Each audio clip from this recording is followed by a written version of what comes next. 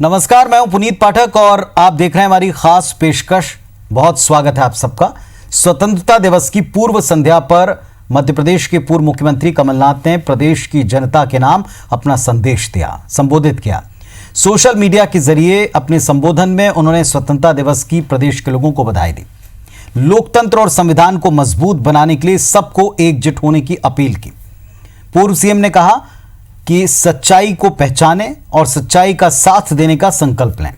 जनता के नाम संदेश में कमलनाथ ने कहा कि मुख्यमंत्री के तौर पर 15 महीने उनकी सरकार ने काम किया, लेकिन कम वक्त में भी उनकी सरकार ने बड़े फैसले किए, किसानों, गरीबों, युवाओं के लिए काम किया।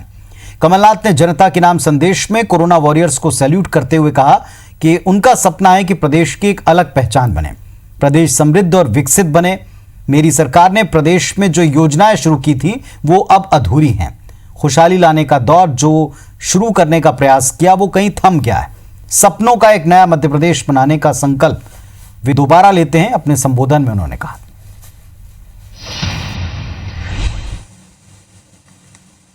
सभी प्रदेशवासियों को स्वतंत्रता दिवस की मेरी शुभकामनाएं।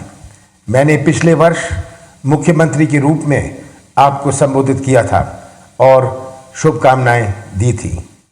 त्याग और कुर्बानी के साथ पूज्य महात्मा गांधी जी के नेतृत्व में देश आजाद हुआ, प्रजातंत्र के ढांचे में हमारा संविधान बना। आज इसकी रक्षा करना हमारा प्रथम कर्तव्य है ताकि आगे आने वाली पीढ़ियों को हम एक प्रजातांत्रिक चरित्र सौंप सकें। बाबा साहब अम्बेडकर ने जब संविधान बनाया था, उन्होंने एक नैतिक और सैद्धांतिक राजनीति अपने देश में होगी उसके अनुसार प्रावधान रखे। आज संविधान कितने खतरे में है, यह चित्र आप सबके सामने है।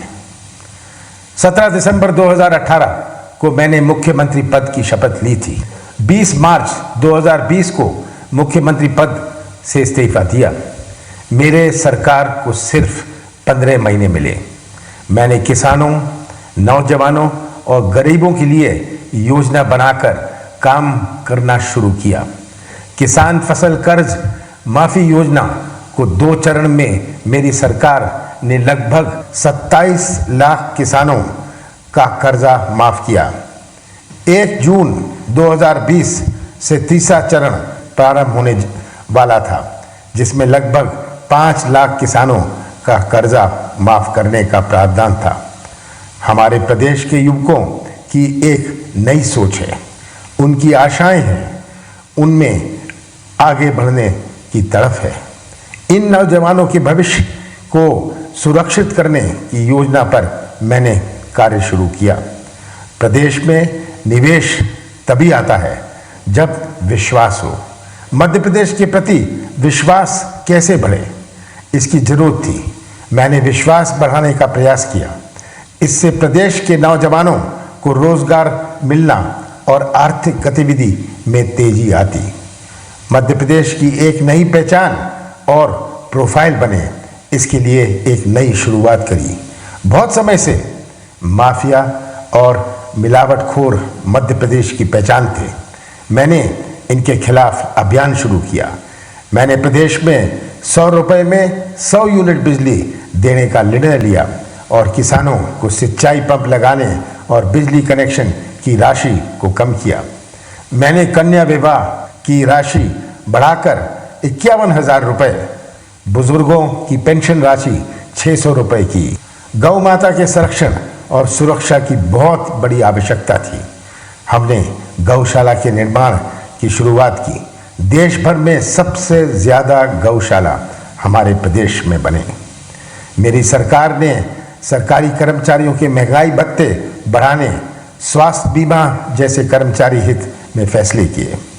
हमने अध्यात्म विभाग बनाया और तब राम वन गमन पथ की योजना बनाकर राशि स्वीकृत की। उज्जैन के बाबा महाकाल मंदिर, ओंकारेश्वर मंदिर के विकास के साथ साथ पवित्र नर्मदा और शिप्रा नदी के संरक्षण का अभियान प्रारंभ किया। मेरा सपना है कि मध्य प्रदेश की एक विशेष पहचान बने, हमारा प्रदेश एक समृद्ध और विकसित राज्य बने। प्रदेश के नागरिक पिछले महीनों की कोरोना महामारी का सामना कर रहे हैं। उनके संघर्ष में हम सभी उनके साथ हैं। प्रदेश के कोरोना वॉरियर्स को मैं सैल्यूट करता हूं। मेरी सरकार ने प्रदेश की जनता के हित में जो कार्य और योजनाएं शुरू की थी उनमें से कुछ अधूरी हैं। प्रदेश में खुशहाली का दौर जो हमने शुरू किया था वह रुक गया है। मेरे सपनों का मध्य प्रदेश, एक नया मध्य प्रदेश बनाने का मैंने संकल्प लिया है।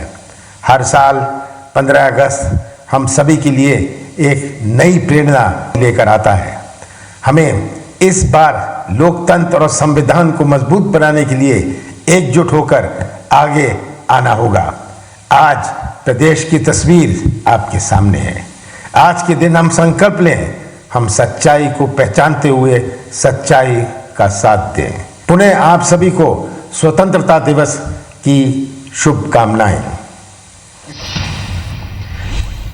तो पूर्व मुख्यमंत्री का आप ये संदेश प्रदेश के नाम देख रहे थे और इस संदेश को स्वतंत्रता दिवस की पूर्व संध्या के ऊपर प्रदेश के नाम प्रसारित किया गया और इसको लेकर के प्रतिक्रियाएं भी इसके बाद से काफी आ चुके हैं। हमारे साथ इस समय चर्चा करने के लिए दो बहुत ही जिम्मेदार लोग जुड़े हुए हैं। सज्जन सिंह वर्मा जी, पूर्व मंत्री, कांग्रेस के सीनियर लीडर, विधायक हमारे साथ जुड़े हैं। नमस्कार वर्मा जी, स्वागत है आपका चर्चा में। और खिलावन चंद्राकर जी हैं, वरिष्ठ पत्रकार हैं, लंबे वक्त से पत्रकारिता के और सरकारों के दौर देखते रहे हैं। आपका भी स्वागत है चंद्राकर जी। सबसे पहले वर्मा जी से मेरा सवाल है, सज्जन जी, सरकार को कम वक्त मिला और प्रायोरिटी के ऊपर किसान, गरीब जनता, निचले तबके का व्यक्ति रहा। यहाँ से शुरुआत मुख्यमंत्री की दिखाई पड़ी, पूर्व सीएम की दिखाई पड़ी, जो उन्होंने कहा कि प्रदेश के लिए पिछली सरकार ने अपने कम वक्त में क्या काम किया। क्या उद्देश्य इसका था संदेश का? इसको लेकर बहुत सारी प्रतिक्रियाएं, आप वहां से भी शुरुआत कर सकते हैं, उनको जवाब देने से भी शुरुआत कर सकते हैं। जी जी जी, शुक्रिया पुनीत जी। जी देखिए, मैं जहाँ तक समझ पाया हूँ, कमलनाथ जी के साथ काम करते हुए एक लंबा अरसा राजनीतिक जीवन का मेरा बीता है। मैं समझता हूँ कि किसान के साथ साथ नौजवान की चिंता भी उन्होंने की। उस गरीब मजदूर जो पलायन करके मध्य प्रदेश आया है उसके बारे में भी उनका विजन रहा। नौजवान के हाथ को काम कैसे मिले इसकी तरफ उनका इशारा था। असली बात थी प्रजातंत्र, बाबा साहब के बनाए हुए संविधान की रक्षा और उसके नीचे काम कर रहा प्रजातंत्र, उसकी रक्षा। वर्तमान हालात जो कई प्रदेशों में आप और हम देख रहे हैं पुनीत जी, कि किस तरह से प्रजातंत्र का माखोल उड़ाया जा रहा है, किस तरह चुनी हुई सरकारों को छल कपट धन बल से गिराया जा रहा है। 1.25 साल की बात आपने की, इसलिए मुझे ये कहना पड़ा कि एक मुख्यमंत्री का विजन होता है इन्वेस्टर मीट, जहां सैकड़ों उद्योगपति आए और ये वादा करके जाए कि हम इतने अरब रुपए के उद्योग लगाएंगे। कमलनाथ जी का कहना है मैं सुविधाएं तस्तरी में रख के दूंगा आपको, लेकिन मेरे प्रदेश के 70% नौजवानों के हाथों को रोजगार देना होगा। अब कमलनाथ जी ये बोलने लगे, अब मैं थोड़ा सा तलखी भरा मेरा शब्द होगा, एक मुख्यमंत्री का विजन प्रदेश के समग्र विकास की तरफ होता है। अब ये हल्की राजनीति कभी कमलनाथ जी ने की नहीं। कोरोना में भर्ती हो जाए शिवराज तो कहे साहब मैं चड्डी बनियान धो रहा हूँ यहाँ, हनुमंतैया चले जाएं तो मैं बाहर बैठ के चाय बना रहा हूँ। अरे भैया, ये घर के अंदर की बातें अंदर करो। इस नौजवान को क्या दिशा देना चाहते हो? जो किसान तुम्हारे 15 साल में परेशान रहा, उस किसान के हाथ कैसे मजबूत करना चाहते हो? वो महिलाएं कैसे सुरक्षित रहें? वो मिलावटखोर जिन्होंने जाने ले ली बच्चों की दूध में मिलावट करके, वो भू माफिया, वो रेत माफिया, वो असामाजिक तत्व जिन्हें जेल की सलाखों के पीछे डाला, कमलनाथ जी ने, शिवराज भैया ने हाथी लाल जाजम बिछा दी कि आओ भैया जेल से बाहर आ जाओ, ये तुम्हारा प्रदेश है, ये बीजेपी की सरकार तुम्हारी है। ये तलखी भरे शब्द हैं मेरे।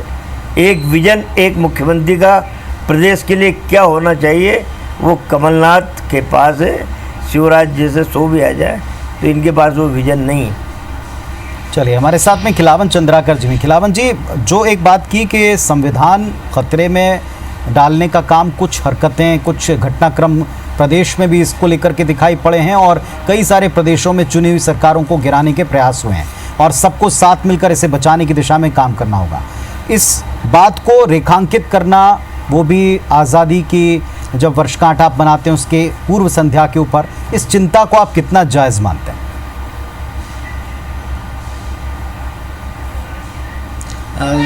सबसे पहले पुनीत जी, आपके और आपके पूरे आईबीसी के यूनिट को स्वतंत्रता दिवस के पूर्व संध्या पर हार्दिक शुभकामनाएं। जी। आपने जो कमलनाथ के बहुत जो चुभने वाले शब्द थे उनका उपयोग किया है। निश्चित रूप से लोकतंत्र और संविधान को बचाने, उसको मजबूत बनाने की बात उन्होंने सबसे अपने जो संदेश था उसके सबसे अंत में कही है और उनका इशारा निश्चित रूप से बिल्कुल स्पष्ट तो उन्होंने ये नहीं कहा कि सरकार को गिराया गया, लोकतंत्र को की दुहाई नहीं दी उसने कि लोकतंत्र को खतरे में डालने का प्रयास किया गया, लेकिन उनका इशारा संदेश यही था कि चुनी हुई सरकारों को जिस तरह से एक के बाद एक गिराया जा रहा है या कम संख्या विधायकों की संख्या या कम संख्या बल रहने के बावजूद भी कुछ राज्यों में जो सरकार बनाई गई है, संभवतः उसी को दृष्टिगत रखते हुए उन्होंने कमलनाथ जी ने अपने आज के संदेश में इस बात को कही होगी, ऐसा मैं महसूस करता हूँ।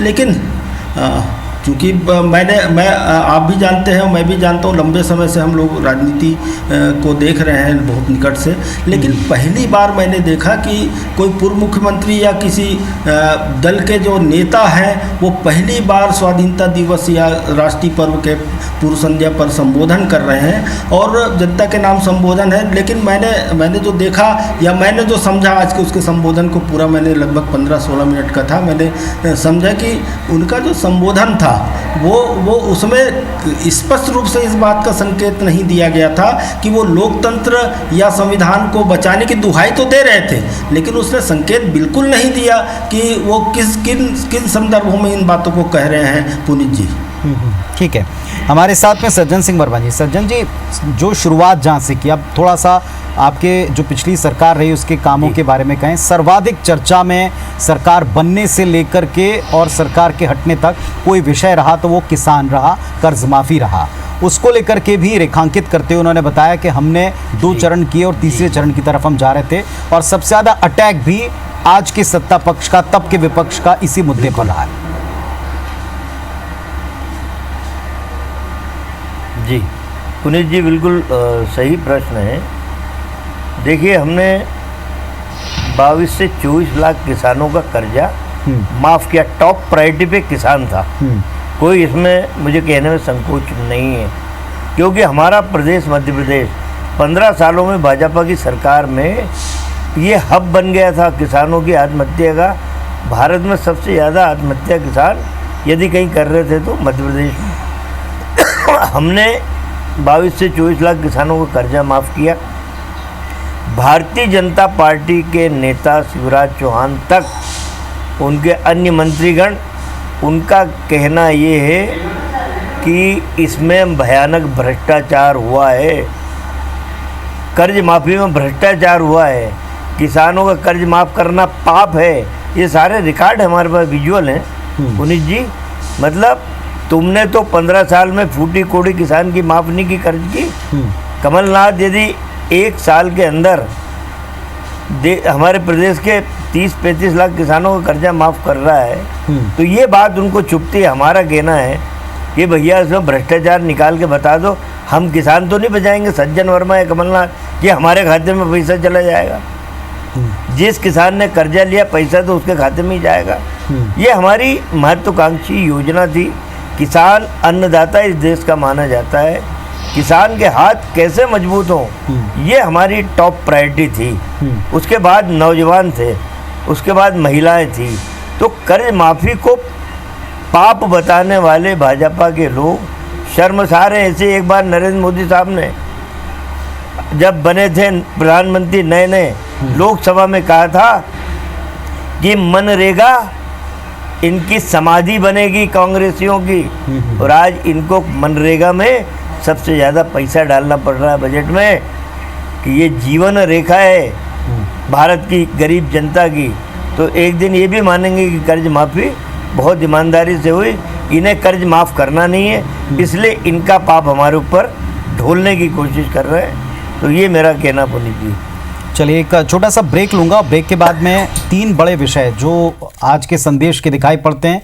एक हिस्से पर हम बातचीत कर चुके हैं कि संविधान की रक्षा के लिए सबको एक होना है। दूसरा मुद्दा किसान है। तीसरा सबसे बड़ा जो मुद्दा है कि गवर्नमेंट किस तरह की चली है, सरकार का लक्ष्य कैसा रहा है। पिछली सरकार के 15 महीने वर्सेस जो अब हम देख रहे हैं, जो दोनों पक्ष एक दूसरे के आरोप प्रत्यारोप में जनता के बीच रखते हैं, एक बड़ा कंफ्यूजन क्रिएट होता है। लेकिन कसौटी पर जनता की कौन खरा उतरता है, जनता ही तय करेगी। तो पूर्व सीएम ने जन संदेश दिया और इसी जन संदेश पर हम चर्चा कर रहे हैं। हमारे साथ में वरिष्ठ पत्रकार खिलावन चंद्राकर जी भी हैं। चंद्राकर जी, आपने दौर देखे हैं, सरकारों के, हर सरकारों के दौर देखे हैं। ये जो 15 महीने का शासनकाल रहा, इसका ओवरऑल आउटकम अगर आप निकालें तो किसान और नौजवान प्रदेश का, इसकी सबसे बड़ी चिंता दिखाई पड़ती थी, हर एक वक्तव्य में भी और हर एक एक्शन में भी। जो आज बातें की गई, कितनी आपको धरातल के ऊपर उतरती हुई दिखाई पड़ी हैं?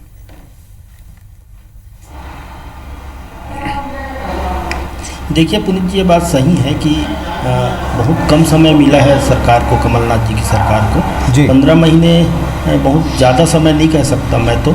और मैं आपका ध्यान उस ओर आकर्षित करवाना चाहूँगा जब जो वचन पत्र जारी किया गया था, जो उस वचन पत्र में जो बातें कही गई थी, सरकार बार बार, कमलनाथ की सरकार बार बार इस बात का दावा करती रही कि हम प्रति वायदे के हिसाब से काम कर रहे हैं। और लगभग जब सरकार इनकी गई तब लगभग 400 वचनों को पूरा करने की बात कही गई थी। तो मुझे लगता है उन वचनों में सबसे बड़ा वचन था, वो था किसानों का कर्जा माफ़ी। और मैं तो यहाँ यह भी कह सकता हूँ कि किसानों के कर्जा माफ़ी के वायदे के आधार पर ही कमलनाथ की सरकार यहाँ मध्य प्रदेश में सत्ता पर आई थी, या कांग्रेस की सरकार सत्ता में आई थी। तो कर्जा माफ़ी को निश्चित रूप से पहले ही दिन से जिस तरह से प्रयास किए गए, और आज तो उन्होंने दावा भी किया कि पहले और दूसरे चरण में 27 लाख किसानों के कर्जा माफ़ किए गए हैं, और तीसरे चरण में 5 लाख किसानों को कर्जा माफ़ी करने की तैयारी पूरी कर ली गई थी, और इसी बीच सरकार चली गई। लेकिन आपने देखा होगा पुनीत जी कि लंबे अरसे से, जिस दिन से 10 दिन समाप्त, सरकार के कार्यकाल को 10 दिन पूरा हुआ, उसी दिन से कर्जा माफ़ी को लेकर के भाजपा जो है लगातार सवाल उठाती रही है। और हर मंच में, चाहे वो भाजपा की कार्यकर्ताओं की बैठक हो, चाहे पब्लिक की मीटिंग हो, चाहे विधानसभा हो, चाहे सड़क पर उतर के हो, हर दृष्टि से यह कहती रही है भाजपा की जो सरकार है, कमलनाथ की सरकार, वो किसानों के कर्ज माफ़ी को लेकर के जो काम कर रही है वो धरातल पर नहीं है। इसके जवाब में तो आपने देखा होगा, पूरे प्रदेश की जनता ने देखा कि जिन लोगों के कर्ज माफ़ी हुए उनके नामों की सूची का बंडल भी मौजूदा मुख्यमंत्री और तत्कालिक कांग्रेस के भाजपा के नेता शिवराज सिंह चौहान के यहाँ पहुँचाया गया। यहाँ तक उन लोगों के नाम भी गिनाए गए जो मंत्री या पूर्व मंत्री या मुख्यमंत्री के परिवार के लोग हैं, जिनका कर्जा माफ़ी की सूची में नाम शामिल है। तो एक तरफ भाजपा जहां इस दावे को लगातार नकारती रही, वहीं सरकार, जो तत्कालिक सरकार, कमलनाथ की सरकार या उसके जो कांग्रेस के लोग हैं, उसके मंत्री हैं, उसके कार्यकर्ता हैं, उसके पार्टी के पदाधिकारी हैं, ये लगातार इस बात को कहते रहे कि हम कर्जा माफ़ी का वायदा करके सरकार में आए हैं, हम इसे पूरा कर रहे हैं, हमने पहला चरण पूरा कर लिया, दूसरा चरण पूरा कर लिया, अब तीसरे चरण में हम 2 लाख के कर्जा जिन किसानों पर है उनको कर्जा मुक्ति की ओर आगे बढ़ रहे हैं। इस तरह की बातें होती रही, लेकिन आज जिस तरह से इस बात का उल्लेख कमलनाथ जी ने किया है, तो मुझे लगता है कि देखिए, आने वाले समय में 27 विधानसभा सीटों के चुनाव हैं, और सब जानते हैं कि इन 27 विधानसभा सीटों के चुनाव के परिणाम के आधार पर ये तय होगा कि ये सरकार रहेगी या कमलनाथ की सरकार फिर से वापस आएगी। इस बात का ये बात तय होना है। यदि मेरे पास जो गणित है, यदि 19 या 20 सीट यदि कांग्रेस इसमें 27 में से जीत जाती है तो उसकी सरकार लौट सकती है, और यदि सरकार को बचाना है तो कम से कम 10 सीट तो भाजपा को जीत के आनी पड़ेगी। तो ऐसे मौके पे जब चुनाव नज़दीक है और चुनाव की घोषणा भी बाकी है हालांकि, लेकिन हम कह सकते हैं कि चुनाव बहुत नज़दीक है, जल्दी घोषणा हो, यदि कोरोना काल जल्दी समाप्त हो जाए, संकट का दौर समाप्त हो जाए तो मुझे लगता है कि चुनाव की घोषणा जल्दी होगी और चुनाव भी जल्दी करवा लिए जाएंगे। ऐसे मौके पे पूरे जो आज का जो पूरा उनका जो भाषण था, जो संदेश था, वो मुझे लगता है पब्लिक के लिए कम और अपने कार्यकर्ताओं के लिए ज़्यादा था। ठीक बात। उन सब बातों का उल्लेख उनने किया जो सरकार के रहते हुए उनकी सरकार के दौरान जो है वो पूरा किया गया, चाहे नौजवानों की बात की गई हो, चाहे जो शादी जो समय का थोड़ा सा अभाव है चंद्राकर जी, मैं एक संक्षिप्त टिप्पणी चाहता हूं सज्जन सिंह वर्मा जी की। अगर पार्टी की तरफ से इस संदेश का मूल मकसद ढूंढना चाहें हम तो क्या मूल मकसद आपको दिखाई पड़ता? और एक छोटी सी टिप्पणी आप जल्दी से करिएगा। धर्म के नाम पर पिछले दिनों बहुत सारे ट्वीट और विवाद और इन्हीं पर बहस चलती रही, असल मुद्दों की बात पूर्व सीएम ने कट टू कट की है, जिस ये प्रतिक्रियाओं के आधार पर आपसे बात बोल रहा हूं, यह उनकी आदत रही, सीधे सीधे वो बात करते हैं। इन दोनों मुद्दों पर आप अपनी राय संक्षेप में रखें।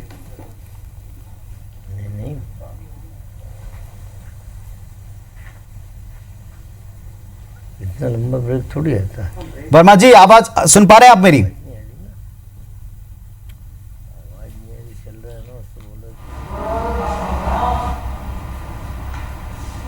चलिए चंद्राकर जी, एक फाइनल कमेंट आपका चाहता हूं, क्या मकसद इसका कामयाब दिखाई पड़ता है? जनता तक जो मैसेज पहुंचना चाहिए इस जन संदेश का वो जा रहा है? देखिए पुनीत जी, मैं फिर कह रहा हूँ कि जनता के पास तो ये संदेश बार बार पहुँचा ही है कि हमने कर्जा माफ़ी कर दिया, हमने युवाओं को रोज़गार देने के तरफ आगे बढ़ा लिया, हमने पूंजी निवेश के लिए बहुत ज़्यादा प्रयास किए, हमने बिजली का 100 यूनिट का 100 रुपया कर दिया। ये सब बातें तो लगातार जनता के बीच जाती रही है। जी जी, जुड़ गए हमारे साथ में, वर्मा जी जुड़ गए। मैं एक बार फिर उनके पास चलता हूँ। सज्जन जी, जो एक रिएक्शन मिला इस पर लोगों का, आम लोगों का, उनका कहना कट्टू कट बात करते हैं पूर्व सीएम, आज भी उन्होंने कट्टू कट बात की। धर्म के नाम पर, विवादों के नाम पर काफी वक्त बहस का बर्बाद होता है। इस मैसेज का मूल मकसद जनता तक क्या बात पहुंचाना था, क्या वो पूरा होता दिख रहा है?